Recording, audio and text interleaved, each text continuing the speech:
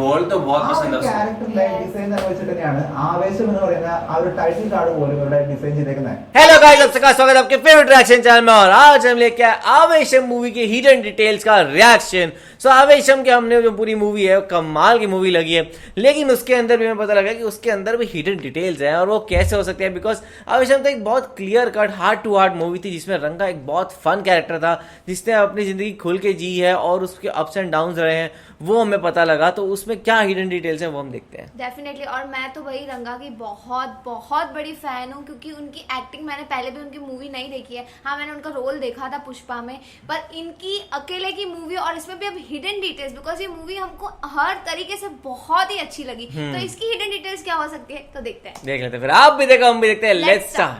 രംഗചേട്ടൻ fans ആയിരിക്കും നിങ്ങളൊക്കെ. രംഗചേട്ടൻ flash ബാക്കിനെ കുറിച്ച് നമ്മൾ ആവേശ സിനിമയിൽ അമ്പാൻ ത്രൂ നമ്മൾ അറിഞ്ഞിട്ടുണ്ട്. അമ്പാൻ പല കഥകളും പറഞ്ഞേക്കുന്നതായിട്ട് നമ്മൾ കേട്ടിട്ടുണ്ട്. പക്ഷേ ആരാണ് അമ്പാൻ എന്നുള്ളൊരു കാര്യത്തിനെ കുറിച്ച് ആവേശ സിനിമയിൽ ആവേശ സിനിമയ്ക്കകത്ത് അമ്പാന്റെ ഒരു ക്യാരക്ടർ എന്ന് പറയുന്നത് യഥാർത്ഥ ഒരു ഹ്യൂമൻ ആണെന്നുണ്ടെങ്കിൽ പോലും അദ്ദേഹത്തിന് ഇടുക്കിയൊക്കെ നല്ല പവർ ഉള്ളതായിട്ട് കാണാൻ പറ്റുന്നത്. അദ്ദേഹം മാത്രമല്ല, അദ്ദേഹത്തിന്റെ കൂടെ നിൽക്കുന്ന മറ്റ് ക്യാരക്ടേഴ്സ് രണ്ട് ഹിന്ദിക്കാരാണെന്നുണ്ടെങ്കിൽ ആ കരാട്ടക്കാരനായിട്ടുള്ള അദ്ദേഹമൊക്കെ എങ്ങനെയാണ് ഇവർ ടീമായിട്ട് ഫോം ചെയ്തെന്നുള്ളതിനെ കുറിച്ചുള്ള കൃത്യമായിട്ടുള്ള കഥ ഇതുവരെ പറഞ്ഞിട്ടില്ല എന്നൊരു കാര്യത്തിൽ അറിയാവുന്ന ഒരു കാര്യമാണ്.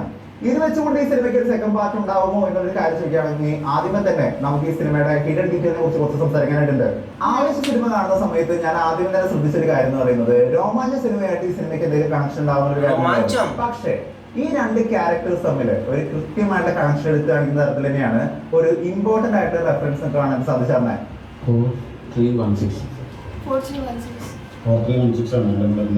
4316 എന്ന് പറയുന്ന നമ്പർ എന്ന് പറയുന്നത് ചെമ്പന്റെ കാറിന്റെ നമ്പർ ആണെന്നുള്ള ഒരു കാര്യമാണ് പറയുന്ന ഒരു കാര്യം. പക്ഷെ കാറിന്റെ നമ്പറാണ് 4316 എന്ന് പറയുന്ന നമ്പർ എന്നുള്ള കാര്യം ആ ഒരു ഷോട്ടിനകത്ത് പറയുന്ന കേൾക്കാനായിട്ട് വരുന്നുണ്ട്. എന്നാൽ ആവേശ സിനിമയിലുള്ള ഫാസ്റ്റ് ഫാസിൽ യൂസ് ചെയ്യുന്ന അദ്ദേഹത്തിന്റെ ഏറ്റവും പ്രിയപ്പെട്ട കാറായിട്ടുള്ള കോളീസ് നമ്മളൊന്ന് നോക്കുകയാണെന്നുണ്ടെങ്കിൽ, ടൊയോട്ട കോളീസ് നമ്മൾ നോക്കുകയാണെന്നുണ്ടെങ്കിൽ ആ വണ്ടിയുടെ നമ്പർ എന്താണെന്നൊരു കാര്യം ആരെങ്കിലും ചിന്തിച്ചിട്ടുണ്ടോ? 4316 पर ये तो मेरे को लगता है एक रैंडम होगा। ജസ്റ്റ് ഒരു സൂം ചെയ്ത് നോക്കുകയാണെന്നുണ്ടെങ്കിൽ നിങ്ങൾക്ക് ഒരു കാര്യം കാണാനായിട്ട് പറ്റും. ഇദ്ദേഹത്തിന്റെ കാറിന്റെ നമ്പർ എന്ന് പറയുന്നത് 4316 എന്ന് പറയുന്ന നമ്പർ തന്നെയാണ്. ആവേശ സിനിമയിൽ ഫാസ്റ്റ് ഫാസിലിനെ ഇൻട്രൊഡ്യൂസ് ചെയ്യുന്ന ഒരു ഷോട്ട് നമ്മൾ നോക്കുന്ന സമയത്ത് ഫാസ്റ്റ് ഫാസിന്റെ കോസ്റ്റ്യൂം ഡിസൈനെ കുറിച്ച് നമ്മൾ നോക്കുകയാണെന്നുണ്ടെങ്കിൽ വൈറ്റ് ആൻഡ് വൈറ്റ് ആണ് അദ്ദേഹം ധരിച്ചിരിക്കുന്നതായിട്ട് കാണാൻ പറ്റുന്നത്. വൈറ്റ് ആൻഡ് വൈറ്റ് എന്ന് പറയുന്നത് ഇതിന് മുമ്പേ തന്നെ ചട്ടമ്പിനാട് എന്ന് പറയുന്ന സിനിമയിൽ മമ്മൂക്ക് ധരിച്ചിരിക്കുന്നത് കാണാൻ പറ്റിയിട്ടുണ്ട്. ഇതുപോലെ തന്നെ അലമാര എന്ന് പറയുന്ന സിനിമയിൽ ഇന്ദ്രൻ സാറിന് ഇതുപോലെ തന്നെ കോസ്റ്റ്യൂം ധരിച്ചിരിക്കുന്നത് കാണാൻ പറ്റും. യഥാർത്ഥത്തിൽ ബാംഗ്ലൂരിലുള്ള ഡോണുകളെ കാണിക്കാനായിട്ടാണ് അവിടെയുള്ള മിക്ക ഡോണുകൾക്കും വൈറ്റ് ആൻഡ് വൈറ്റ് ആണെന്നുള്ള രീതിക്കാണ് പല സിനിമകളും കാണിച്ചു പോയിരിക്കുന്നത്. ഫാസ്റ്റ് ഫാസിന്റെ ഒരു ക്യാരക്ടറിന്റെ ഒരു പ്രത്യേകത നോക്കിയാണ് വൈറ്റ് ആൻഡ് വൈറ്റിനൊപ്പം തന്നെ സ്ഥിരമായിട്ട് ധരിക്കുന്ന ഒരു കാര്യം എന്ന് പറയുന്നത് ഇദ്ദേഹത്തിന്റെ കൈകളിലുള്ള റാഡോ വാച്ചും 4 പേരിലുള്ള സ്വർണ്ണ മോതിരവും കഴുത്തിൽ ഒരുപാട് സ്വർണ്ണ മാലയാണ്. ശരിക്കും അദ്ദേഹത്തിന് സ്വർണ്ണത്തിനുള്ള ഒരുപാട് താല്പര്യം ഉണ്ടെന്നൊരു കാര്യം, അങ്ങനെ ഒരു ക്യാരക്ടർ ആണെന്നൊരു കാര്യം ഈ സിനിമയുടെ തുടക്കഭാഗത്തിന് ആ ഒരു ഇൻട്രൊഡക്ഷൻ തന്നെ കാണിക്കുന്നുണ്ട്. ക്യാരക്ടറിന്റെ ഡിസൈൻ നിർവഹിച്ചിട്ട് തന്നെയാണ് ആവേശം എന്ന് പറയുന്ന ആ ഒരു ടൈറ്റിൽ കാർഡ് പോലും ഇവിടെ ഡിസൈൻ ചെയ്തേക്കുന്നത്. ഇത് മാത്രമല്ല, രംഗൻ ചേട്ടൻ ധരിച്ചേക്കുന്ന അദ്ദേഹത്തിന്റെ മാലകളെ ഒന്ന് നോക്കുകയാണെന്നുണ്ടെങ്കിൽ അതിനകത്തുള്ള ഒരു മാല എഴുതി വെച്ചേക്കുന്ന പേര് എന്ന് പറയുന്നത് യഥാർത്ഥത്തിൽ കന്നഡയിൽ എഴുതിയിരിക്കുന്ന പേരാണ്. കന്നഡ ഭാഷയിൽ എഴുതിയിട്ടുള്ള പേരിന്റെ ട്രാൻസ്ലേഷൻ നമ്മൾ നോക്കുകയാണെന്നുണ്ടെങ്കിൽ നമുക്ക് ഒരു കാര്യം കാണാൻ പറ്റും. രംഗ എന്ന് പറയുന്ന പേരിന്റെ കന്നഡ ഭാഷയിലുള്ള ലെറ്ററുകൾ തന്നെയാണ് ആ ഒരു മാലയിൽ സെറ്റ് ചെയ്ത് വെച്ചിട്ട് കാണാൻ പറ്റുന്നത്. ഈ സിനിമ കണ്ടേക്കുന്ന സമയത്ത് പല ആൾക്കാർക്കുള്ള ഒരു സംശയമാണ് ഈ സിനിമയ്ക്കകത്തുള്ള അവസാനം വരുന്ന സമയത്ത് ഈ സിനിമയിലെ ഏറ്റവും ഇമ്പോർട്ടന്റ് ആയിട്ടുള്ള രണ്ട് ഹിന്ദിക്കാരാണ്.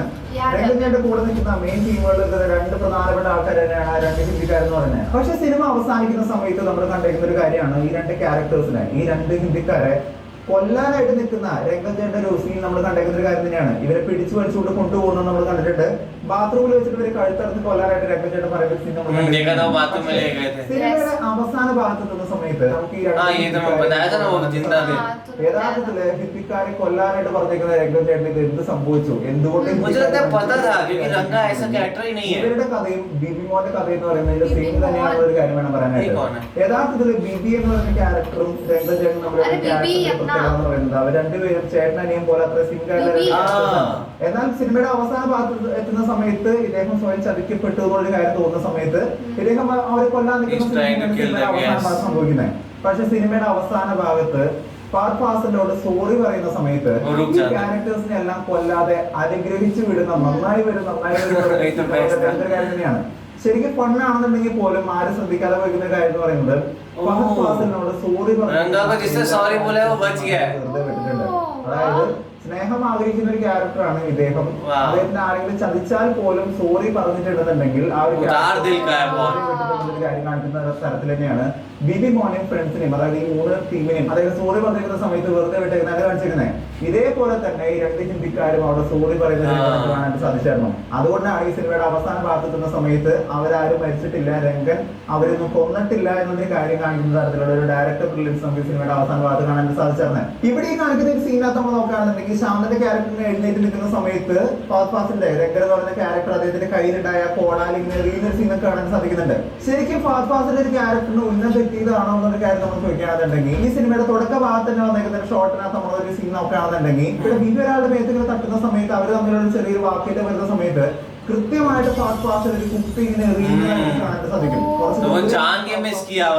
കാണാൻ പറ്റും. ഈ കുപ്പി കൃത്യമായിട്ട് അദ്ദേഹത്തിന്റെ ആ ഒരു വില്ലന്റെ മുഖത്ത് ഇങ്ങനെ അടിക്കുന്നതായിരുന്നു കാണാൻ പറ്റും. അതായത് വളരെ ഫോക്കസ് ഉള്ള ഒരു മനുഷ്യനാണ് യഥാർത്ഥത്തിൽ ഫഹദ് ഫാസിലിന്റെ രംഗ എന്ന് പറയുന്ന ക്യാരക്ടർ എന്നുള്ള ഒരു കാര്യം അവിടെ നിന്ന് കൃത്യമായിട്ട് കാണിക്കുന്നുണ്ട്. പക്ഷെ ഇത്രയും ഫോക്കസ് ഉള്ള ഒരു മനുഷ്യനെ എന്തുകൊണ്ടാണ് കോടാലി കൃത്യമായിട്ട് എറിയാനായിട്ട് പറ്റാതെ അവിടെയുള്ള ഒരു സീനിനകത്തുള്ള ഒരു പ്രത്യേകത തന്നെയാണ് എന്റെ കാരണം എന്ന് പറയുന്നത്. ശരിക്കും ശാന്തന്റെ ക്യാരക്ടർ എഴുന്നേറ്റ് നിന്ന സമയത്ത് ഇദ്ദേഹം കോടാലി ക്യാരക്ടർ സോറി പറയുന്നത്, അതായത് നേരത്തെ പറഞ്ഞിരിക്കുന്ന പോലെ തന്നെ സോറി പറഞ്ഞിരിക്കുന്ന എല്ലാ ക്യാരക്ടേഴ്സിനെയും ഇദ്ദേഹം വെറുതെ വിട്ടിട്ടുണ്ട്, അദ്ദേഹം കൊല്ലാതെ വിട്ടിട്ടുണ്ട്. ശാന്തന്റെ ക്യാരക്ടർ പക്ഷെ ആ എറിഞ്ഞേക്കുന്ന സമയത്ത് തന്നെ കൊള്ളാത്ത തരത്തില് ഉന്നമാക്കിയാണ് ഇവിടെ രംഗന്റെ കഥാപാത്രം ആ ഒരു കോടാലി എറിഞ്ഞ എന്നുള്ള കാര്യം വേണം മനസ്സിലാക്കാനായിട്ട്. ഇതുപോലെ തന്നെ മറ്റൊരു ക്യാരക്ടറിന്റെ റെഫറൻസ് കൂടി നമുക്ക് ഈ സിനിമയിൽ കാണാൻ സാധിക്കും. അതാണ് ശാന്തന്റെ ക്യാരക്ടറിന്റെ യഥാർത്ഥത്തില് ആവേശ സിനിമയിലുള്ള ശാന്തന്റെ ക്യാരക്ടറും രോമാഞ്ച സിനിമയിലുള്ള അർജുൻ അശോകിന്റെ ക്യാരക്ടർ എന്ന് പറയുന്ന ആ ഒരു ക്യാരക്ടേഴ്സിനെ നമ്മൾ നോക്കുകയാണെന്നുണ്ടെങ്കിൽ രണ്ടുപേരും തമ്മിലുള്ള സിമിലാരിറ്റി നമുക്ക് കാണാൻ സാധിക്കും. രോമാഞ്ച സിനിമ ഇറങ്ങിയിരിക്കുന്ന സമയത്ത് അർജുൻ അശോകിനുള്ള ഒരു മാനറിസം നമ്മൾ കണ്ടെത്തുന്ന ഒരു കാര്യം തന്നെയാണ്. ഇതേ തന്നെ മാനറിസം തന്നെയാണ് നമ്മൾ ആവേശ സിനിമയെ നോക്കുകയാണെന്നുണ്ടെങ്കിൽ നമുക്ക് ഇവിടെ ശാന്തന്റെ ക്യാരക്ടർ ചെയ്തെടുത്ത് കാണാൻ പറ്റുന്നത്. ശരിക്കും രംഗന്റെ ക്യാരക്ടർ എന്ന് പറയുന്നത് അമ്മയോട് ഒരുപാട് സ്നേഹമുള്ള ഒരു ക്യാരക്ടർ എന്നൊരു കാര്യം നമുക്ക് ഈ സിനിമയുടെ തുടക്കഭാഗത്ത് നമുക്ക് കാണാൻ സാധിച്ചിട്ടില്ലേ. എത്ര വലിയ പരിപാടികൾ നടക്കുന്ന സമയത്തും അല്ലെങ്കിൽ കള്ളു കുടിച്ചെടുക്കുന്ന സമയത്താണെങ്കിലും ബിബിയുടെ അമ്മ വിളിക്കുന്ന സമയത്ത് അദ്ദേഹത്തിന് ആ ഒരു സ്നേഹം ബഹുമാനം കാണിക്കുന്നത് കാണാൻ വരുന്നുണ്ട്. യഥാർത്ഥത്തിൽ രംഗ എന്ന് പറയുന്ന ക്യാരക്ടർ വയലൻസ് മാറ്റി വെച്ച ഏറ്റവും പ്രധാനപ്പെട്ട കാര്യം പറയുന്നത് അദ്ദേഹത്തിന്റെ അമ്മയ്ക്ക് കൊടുത്തേക്കുന്ന ഒരു വാക്കിനാലാണ്. നമ്മൾ ഈ സിനിമയിൽ കണ്ടേക്കുന്ന ഒരു കാര്യം തന്നെയാണ്. രംഗ എന്ന് പറയുന്ന ക്യാരക്ടറിന്റെ പാസ്റ്റിന്റെ കഥ പറയുന്ന സമയത്ത് അദ്ദേഹം വളരെ വയലന്റ് ആയിട്ടുള്ള ഒരാളെന്നൊരു കാര്യം പറയുന്നുണ്ട്. പിന്നീട് അദ്ദേഹം എന്തുകൊണ്ടാണ് സ്വയം ആൾക്കാരെ ഇടിക്കാത്ത ഒരു കാര്യം ചോദിക്കുന്ന സമയത്ത് അവിടെ കൃത്യമായിട്ട് അമ്പാൻ പറയുന്ന ഒരു കാര്യം വാക്കിനാലാണ് രംഗ ആരെയും ഇടിക്കാത്ത ഒരു കാര്യം കൃത്യമായിട്ട് പറയുന്നുണ്ട്. അതുകൊണ്ടാണ് ഈ സിനിമയുടെ തുടക്ക ഭാഗത്ത് നമ്മൾ നോക്കുകയാണെന്നുണ്ടെങ്കിൽ കുട്ടി എന്ന് പറയുന്ന ക്യാരക്ടറുമായിട്ട് ഫൈറ്റ് സീക്വൻസ് വരുന്ന സമയത്ത് കുട്ടിയെ ഇങ്ങനെ വലിച്ചുകൊണ്ട് കാണാൻ പറ്റിയതും കുട്ടിയെ പോലും അദ്ദേഹം അടിക്കാതെ നിന്നതും ശരിക്കും അമ്മയോട് എത്രമാത്രം ഇഷ്ടമുള്ള ഒരു ക്യാരക്ടറാണ് അദ്ദേഹം കൃത്യമായിട്ട് കാണിക്കുന്നുണ്ട്. സത്യത്തിൽ ഈ ക്യാരക്ടർ ആർക്ക് ഫോം ചെയ്തിരിക്കുന്ന സമയത്ത് മാസ് പ്ലസ് ഹ്യൂമർ ആണ് അദ്ദേഹത്തിന്റെ ക്യാരക്ടർ എന്ന് പറയുന്ന സമയത്ത് പോലും ശരിക്കും സ്നേഹം കിട്ടാത്ത ഒരാളുടെ ഒരു ജീവിതമാണ്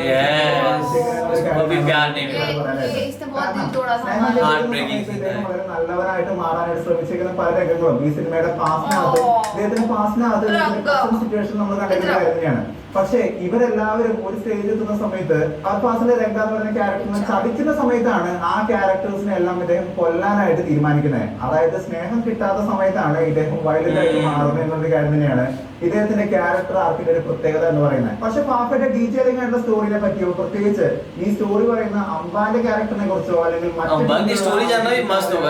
മരാട്ടക്കാരായിട്ടുള്ള അദ്ദേഹത്തിന്റെ ആ ഒരു കഥയൊന്നും നമ്മൾ അദ്ദേഹത്തിന്റെ പാസ്റ്റ് ഒന്നും നമ്മൾ ഈ ഒരു കഥയ്ക്കകത്ത് കേട്ടിട്ടില്ല. ശരിക്കും ആവേശത്തിന് സെക്കൻഡ് പാർട്ട് വരാണെന്നുണ്ടെങ്കിൽ അതെല്ലാം വെച്ചുകൊണ്ട് ഒരു സെക്കൻഡ് പാർട്ട് ക്രിയേറ്റ് ചെയ്യാനായിട്ട് പോസിബിലിറ്റി വളരെ കൂടുതലാണെന്നൊരു കാര്യം തന്നെയാണ് എനിക്ക് സിനിമ കാണുന്ന സമയത്ത് തോന്നിയൊരു കാര്യം എന്ന് പറയുന്നത്. ഒപ്പം തന്നെ ഈ സിനിമയുടെ പ്രസന്റ് സിറ്റുവേഷൻ നമ്മൾ നോക്കുന്ന സമയത്ത് ബിബി ആണെങ്കിലും ബാക്കിയുള്ള ക്യാരക്ടേഴ്സ് ആണെങ്കിലും ആയോ എന്നൊരു കാര്യം ഇതുവരെ ഈ സിനിമയുടെ അവസാന ഭാഗം നോക്കുകയാണെന്നുണ്ടെങ്കിൽ ബിബി എന്ന് പറയുന്ന ക്യാരക്ടർ എക്സാം ഫെയിൽ ആയിട്ടാണ് കാണാൻ വരുന്നത്. അപ്പൊ എക്സാം പാസ് ആവുന്ന സമയത്തുള്ള അവർക്ക് ഉണ്ടാകുന്ന മാറ്റങ്ങളും ഒപ്പം തന്നെ ഫാഫയുടെ ക്യാരക്ടർ ഉണ്ടാവുന്ന ചേഞ്ചുകളും ഫാഫയുടെ മാനറിസംസ് മാത്രമല്ല മൊത്തം മാറുന്നതായിട്ട് കാണാൻ പറ്റും. വൈറ്റ് ആയിരുന്ന ക്യാരക്ടറിൽ നിന്നും പ്യുവർ ബ്ലാക്ക് ആൻഡ് ബ്ലാക്ക് ആയിട്ടുള്ള ക്യാരക്ടർ ആയിട്ട് തന്നെയാണ് അദ്ദേഹത്തിന് ഒരു പക്ഷേ ആവേശത്തിന്റെ സെക്കൻഡ് പാർട്ടിനകത്ത് കാണാനായിട്ട് സാധിക്കുക. അങ്ങനെ സംഭവിച്ചു കഴിഞ്ഞാൽ जैसे एक्सपेक्टेड था वैसा ही था कि भाई हमें एक्सपेक्टेड था कि भाई मंजूमल बॉयज में तो बहुत सारी चीजें थी हमें जानने को, यहाँ पे उतना चीजें नहीं था. बट ये था कि कुछ चीजें ऑफ कोर्स रोमांचम से मिल रही थी, तो वो मेरे को लगता है कि वो तू नहीं समझ पाएगी बिकॉज वो मूवी तूने देखी है. एंड ये चीज था कि भाई वो जैसे नंबर था वो सब, अब मुझे लगता नहीं कि वो शायद कोइंसिडेंस भी हो सकता है, पर ऑफ कोर्स कि ऐसे एकदम सेम टू सेम नंबर होना भी क्या है। और बेसिकली बात यह है कि जो उसकी वायलेंस वाली बात होती है ना, वो मुझे ये लग रहा था कि हाँ वो हमने खुद भी देखा था कि उसको प्यार ही नहीं मिल रहा था, जहाँ से उसको हर बार धोखा ही मिला है। चाहे उसकी मदर ने भी उसको छोड़ के चली गई, उसके भाई ने भी यही किया, तो उसको वो धोखा बहुत परेशान कर रहा था। मैं कहूंगी ये रंगा का जो कैरेक्टर है ना, ये काफी रियल है। बिकॉज ऐसा होता है कि आप बहुत लोगों से एक्सपेक्टेशंस रखते हो, आप बहुत प्यार से रहते हो, तो फिर वो वैसे आपको ट्रीट नहीं करते, वैसे फिर इन द एंड आपका गुस्सा बाहर आता है और फिर दिखता है कि गुस्सा है सिर्फ, पर एक्चुअल में वो गुस्सा कैसे बिल्डअप हुआ वो किसी को स्टोरी नहीं पता है। तो रंगा के साथ भी, बेचारे के साथ यही हुआ, कभी उसको प्यार नहीं मिला और जैसे वो बैक वाला दिखाता है सीन के, बेचारा ऐसे रोता है छोटे बच्चे की तरह। तो भाई रंगा जैसा कोई कैरेक्टर हो नहीं सकता आगे, और मैं सच में चाहती हूँ आवेशम 2 आनी चाहिए। देखो क्या लगता है? वो तो आवेशम 2 अगर नहीं बनाते तो वो एक पाप हो जाएगा। ऐसा हाँ, है सच इतना में। जबरदस्त कैरेक्टर को आप एक मूवी में वेस्ट नहीं कर सकते, उसको आपको और बनाना पड़ेगा। तो आप लोगों को कैसी लगी, आप कमेंट सेक्शन में जरूर बताएगा। तो ऐसे लाइक कर दीजिए, कमेंट कर दीजिए, शेयर कर दीजिए और सब्सक्राइब करिए। बाय।